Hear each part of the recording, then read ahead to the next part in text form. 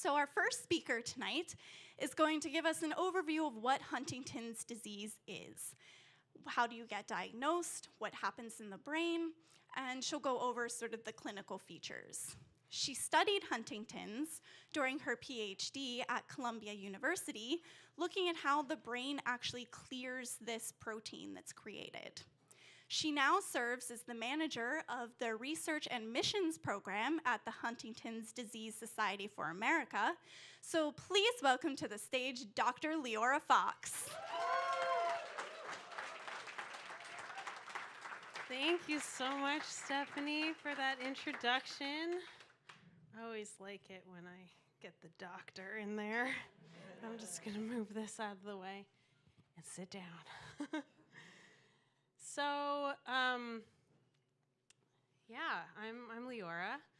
I am just really thrilled to be on the stage of Caveat, and especially to talk about something that I'm really passionate about. I have had the privilege to learn about and communicate about Huntington's disease, both from a research perspective and now as at the Huntington's Disease Society of America. And the first thing actually that I want to ask all of you is, did anybody recognize the music that was playing, the artist that was playing as you came in tonight?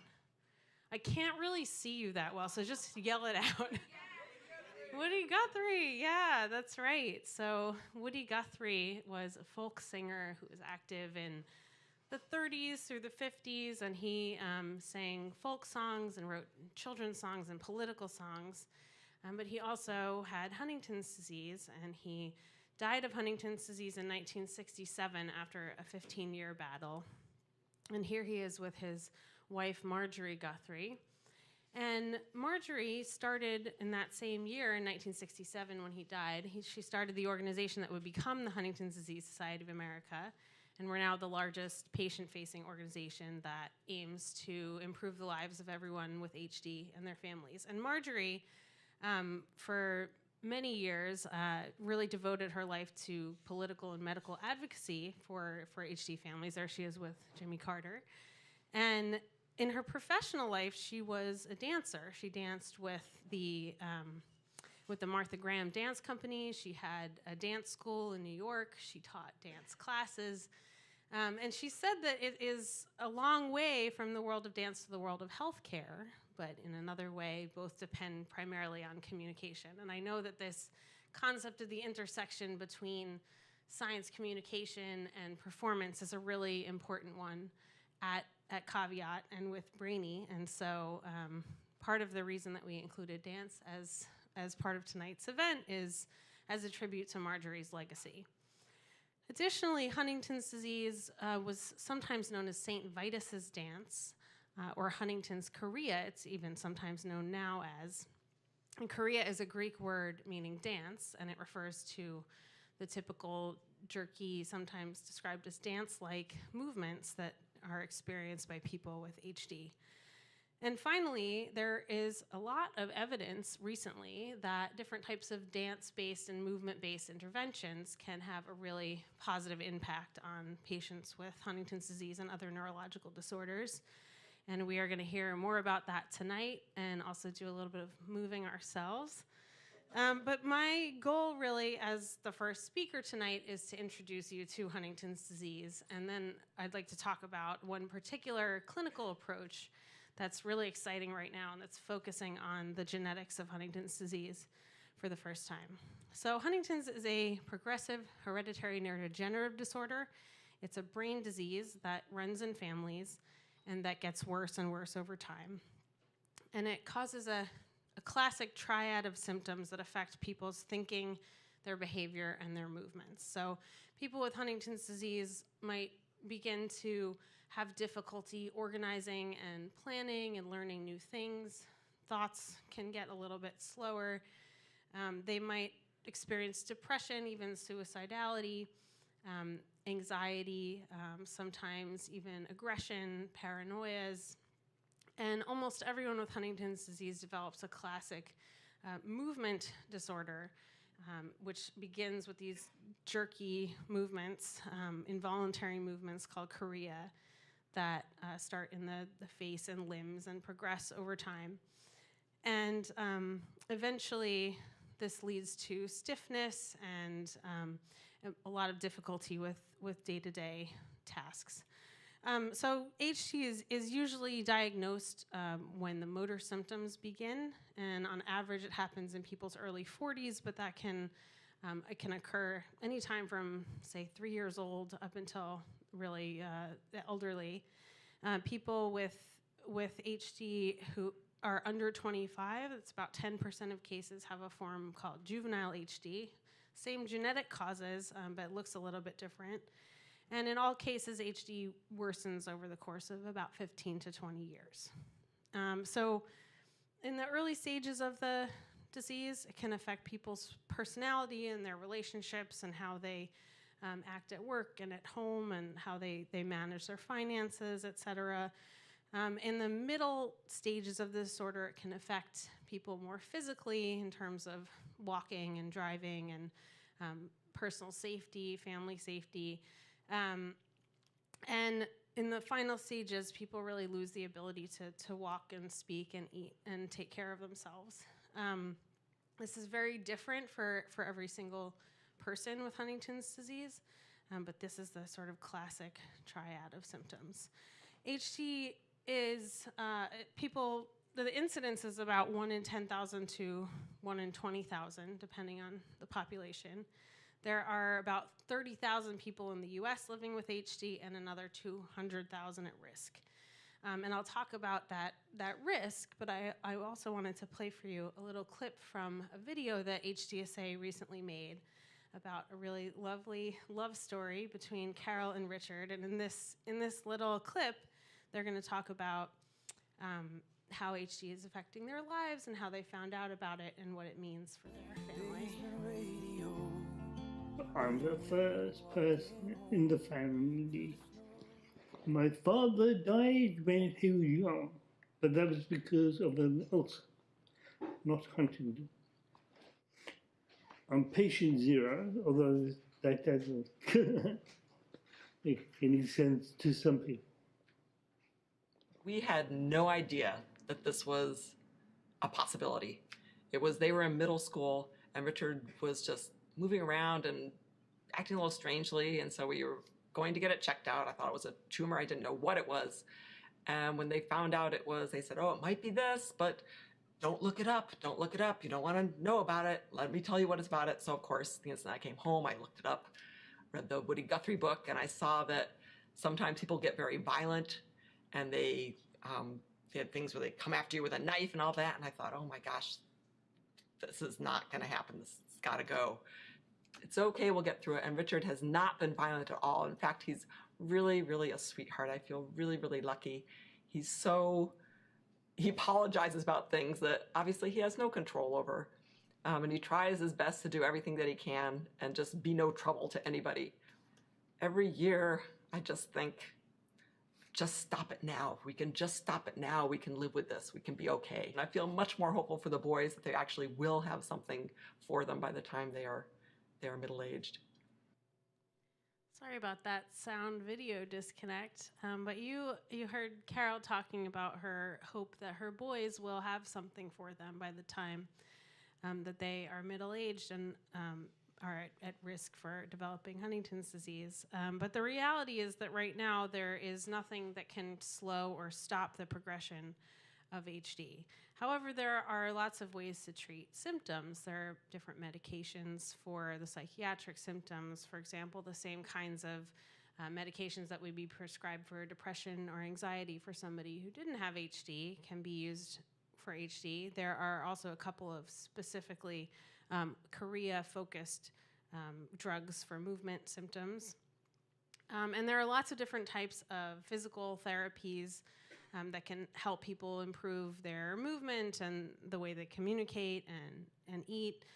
And there are many different types of social support that help families to cope with the different behavioral changes and manage whatever comes up.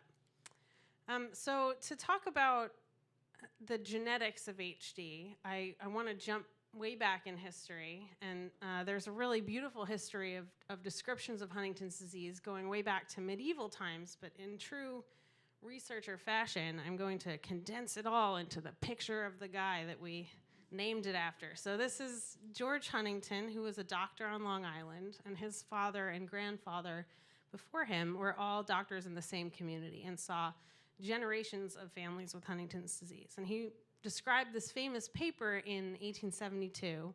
He described the symptoms, the triad of symptoms, quite accurately. And he also quite accurately described the genetics of HD, which was actually a really big deal at the time because Mendelian genetics hadn't really caught on.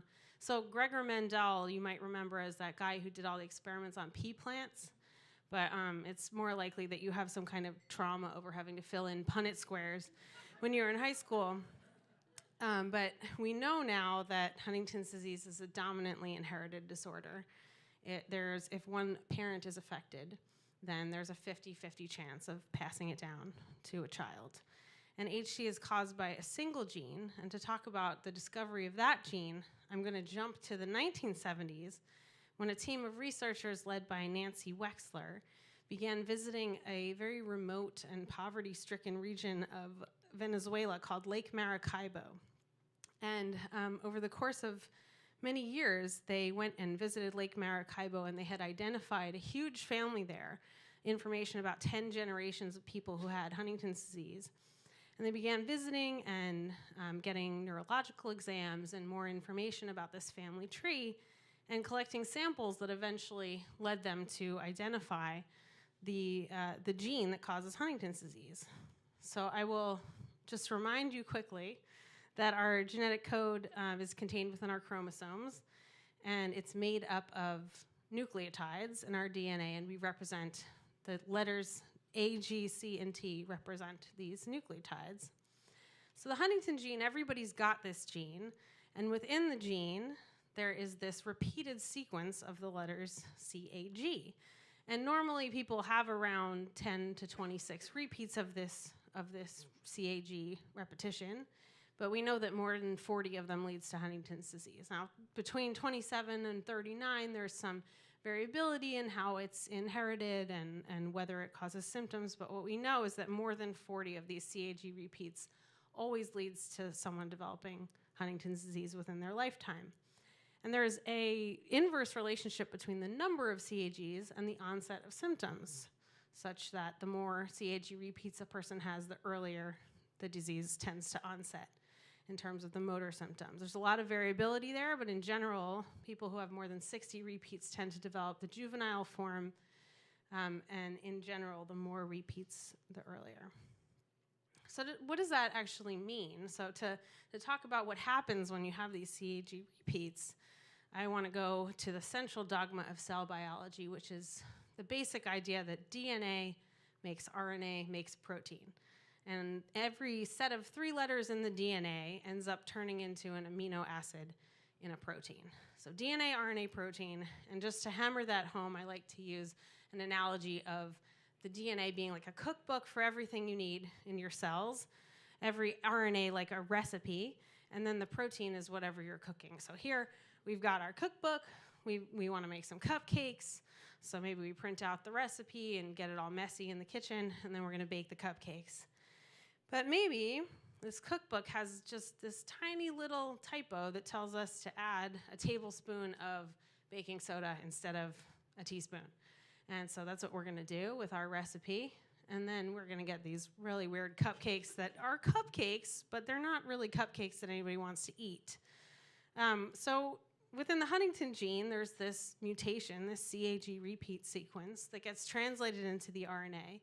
And then what we get, because that CAG makes the amino acid glutamine, we get a protein with this extra long string of glutamines.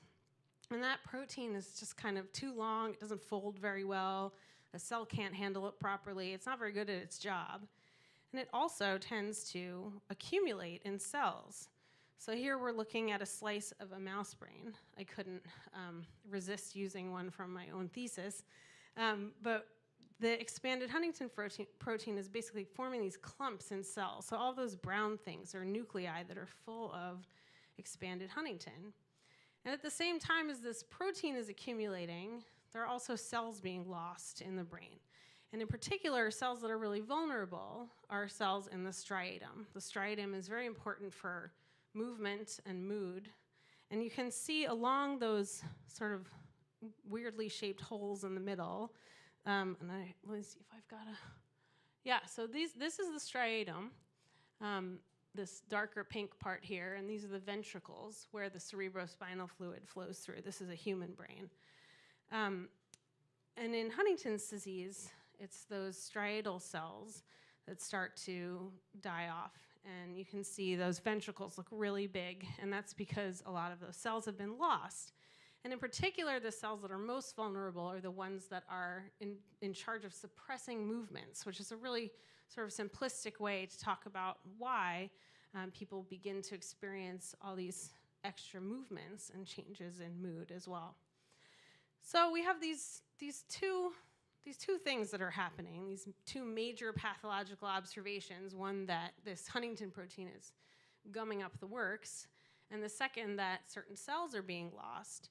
And there's this kind of existing hypothesis in the field that this protein is somehow toxic and leading to the death of cells. And so the how of that has really been the subject of major research for many years. But what if we could just bypass all of that and say, lower the amount of Huntington in the brain? If this protein's really toxic and it's coming directly from this gene that we know is causative, then let's get rid of some Huntington. And so starting almost 20 years ago, we began to have evidence that if you could flip a switch and turn off the production of this mutant Huntington protein, then you could have really positive behavioral effects in mice that had been designed to study Huntington's disease. But it's really only very recently that we have been able to ask questions about turning this into a medication and really have the technology to do so. And those questions are, how do we design that medicine if we're trying to get at the gene or the protein? How do we actually get it into the human brain? And how do we then test that it's working? So if I bring you back to the cupcake analogy, we've got this typo in our recipe, we've got this crappy recipe, and then we've got these weird cupcakes. So there are different ways that we could have fewer bad cupcakes, right? We could correct that recipe itself. We could just crumple up that recipe and never use it. Or, we could make some cupcakes and then just throw them away. So I think this is a pretty good analogy for the ways that researchers and companies are working on this problem. So there are DNA editing methods that in the past few years have become really real. You may have heard of CRISPR. So that's one focus.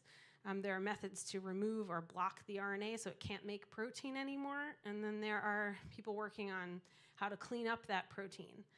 And the methods that are kind of furthest along and closest to humans and even starting to enter the clinic are methods that remove the RNA or block the RNA. In particular, there's a type of drug called an ASO. It's an antisense oligonucleotide, but I'm just going to call it an ASO. And these ASOs, basically what they do is they stick to the Huntington RNA, and they trick the cell into destroying that weird-looking Huntington RNA that's got something stuck to it so that they can't make any more, those RNAs can't make any more Huntington protein, and the brain begins to be able to clean that up. And so we know that this has had some positive effects in animals, and the next step is testing it in humans. So the question was, how do we get this kind of drug into the brain? And the answer is that in these clinical trials, they're using lumbar punctures. It's also known as a spinal tap.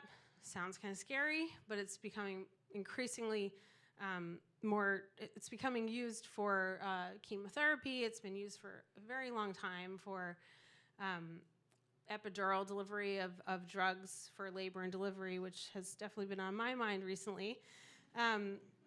But so this is how these drugs are being actually delivered to the brain, because they can then circulate through the spinal fluid and through the brain. And then the spinal fluid can be tested to see whether that Huntington goes up or down. So in terms of actually clinically testing these drugs, they are in the clinic right now. It's been very exciting. And we know that these drugs have been safe so far. So a phase 1 study tests safety in a small group of people, generally less than 50. And in safety studies of these ASO drugs, there haven't been any dangerous side effects, and people have now have taken them for several months, and there are sort of longer studies that are ongoing for years now, and there haven't been any safety side effects. The second phase of a clinical trial is usually 100 to 200 people. It tests more of like the biology that's happening in the body, and sometimes preliminary clinical tests and stuff. And in this case, they took samples of the spinal fluid and tested it for levels of Huntington. And what we found in these studies is that people who had no drug had their Huntington levels go up over the course of the study, whereas people who got higher and higher levels of this drug had their Huntington levels go down. And this was very, very exciting news over the course of 2018, that this was possible to really genetically target Huntington in the human body. And so, of course, the question now is efficacy. Can drugs like this, can Huntington lowering really have an effect on the symptoms of what is a very complex and multifaceted disorder? And that's what is being tested right now. And the major study that's being carried out by a pharmaceutical company called Roche right now began about 2 weeks ago. And so it's sort of a long road to figure out whether these are going to be safe and help symptoms over time, but there is a lot of hope around it. And just to give you some context for how novel this is, there's really only one other drug that is approved to treat any kind of neurological disorder, ASO drugs that are approved to actually slow the symptoms of this disorder called spinal muscular atrophy, which affects infants and children and is fatal. And this drug was approved in 2016, and there are now some children living way beyond what they were expected to. So there's really a lot of hope for Huntington's disease as well through these kinds of trials. But I don't want to give you the impression that all of the field's eggs are in one basket. There are lots of different approaches. There are multiple Huntington lowering studies with different approaches that are happening now or about to start. There are also lots of other types of drug studies that are targeting completely different biological pathways that are important in Huntington's disease. There are worldwide registry studies and sample collection initiatives that are really useful for gathering data from many, many people so that it can be analyzed and we can really draw conclusions about HD from many people. And there are lots of smaller studies and interventions that have nothing to do with drugs, and often these are physical therapy-based or social therapy-based, and we're going to hear some more about that tonight. So I just want to encourage you that if you're interested in learning more about any of these trials or about Huntington's disease, hdbuzz.net, although both probably work, is a great site where scientists write articles in plain language about Huntington's disease research. I write a weekly blog about what's going on in research, and I manage a clinical trials database called HD Trial Finder that lists all of the recruiting trials all over the US. And HDSA's website at hdsa.org has tons of information about Huntington's disease, and I really encourage you to talk to my colleague Megan Cohen, who is going to be in the back at our table if you're interested in supporting our cause or learning more about it. And I just want to thank Brainy and Caveat for having us, and my colleagues at HDSA, everyone who helped me with this presentation at Neurite, Stephanie for hosting, and all of the dancers tonight. So thank you all very much for your attention.